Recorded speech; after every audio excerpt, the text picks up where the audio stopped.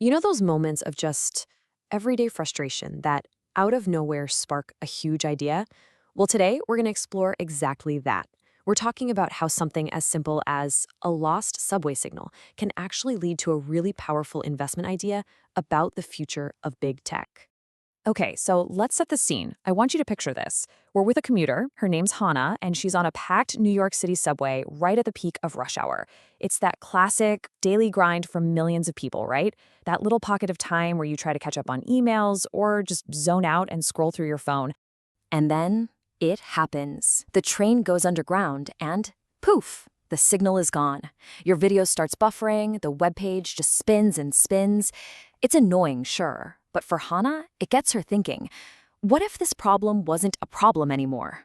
For anyone, anywhere.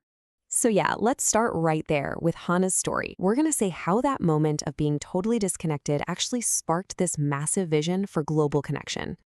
So as the train is rattling through the dark tunnel, Hannah is completely cut off from the digital world. And that frustration, it's real. We've all been there. But here's the thing. Instead of just getting mad about it, her mind starts to connect some dots. Her thinking just completely flips. She goes from this small, personal problem to this massive global solution. She starts imagining a future that's powered by things like SpaceX's satellite internet, a world where a lost signal is basically an ancient memory, a world with internet for every single person, no matter where they are. Okay, so that's the big vision. Now let's talk about how that futuristic idea turns into a real, tangible, and honestly a massive business opportunity. Because this isn't just about convenience, it's about scale. Just look at that number, 300 million. Universal internet could bring an estimated 300 million new people online. We're talking about people in super remote areas, developing nations, even people on planes and ships. This isn't just a small step up, it's a fundamental expansion of the internet as we know it. Which, of course, leads to the billion-dollar question, right? When you suddenly add a population roughly the size of the entire United States to the internet, who wins? Who benefits the most from all that new activity? And boom, here it is. This is the big aha moment. For big tech, this is like a tidal wave of new growth. For companies like Meta and Google, it means hundreds of millions of new sets of eyeballs for their ads. For Amazon and Apple, it's millions of brand new customers for their stores and their devices. And think about what's running in the background.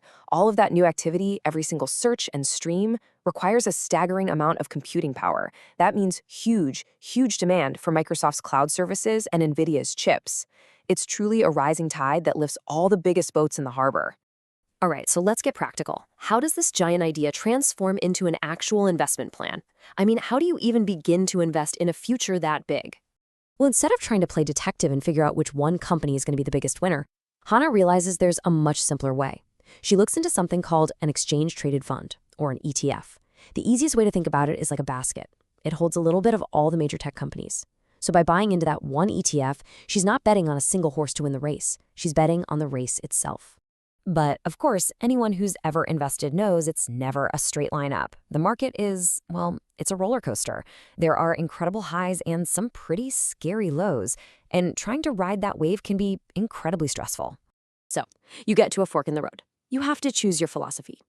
Hannah realizes that trying to time the market, buying at the absolute low and selling at the perfect high, it's a high-stress, emotional game that almost no one ever wins. The other path? It's steady. It's disciplined.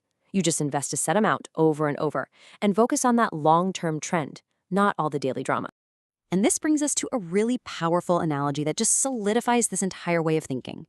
It connects all this financial talk to something we can all relate to. It turns out the secret to building wealth and the secret to building your health are pretty much the exact same. I mean, think about it. You don't get in shape by going to the gym one time for 12 hours straight, right? And you don't build real long-term wealth by making one single perfect trade. So whether you're talking about jogging or Pilates or investing in that tech ETF, the rules are identical. Number one, be consistent. You just have to show up. Number two, focus on the long-term goal, not the little up and down of today. And number three, you have to learn to ignore the daily noise that's always trying to throw you off course. And that's really the core takeaway here. The goal isn't to be a perfect investor. It's to be a consistent one. You have a solid idea, like the whole world coming online, and then you just stick to the plan. That's where real, sustainable growth actually comes from. So we'll leave you with this question to chew on. The next time you're stuck in traffic or waiting forever for a file to download or dealing with some other little annoyance, just pause for a second. Instead of just getting frustrated, ask yourself, what's the big world-changing solution to this tiny problem? Because your next brilliant insight might just be hiding inside your most common complaint.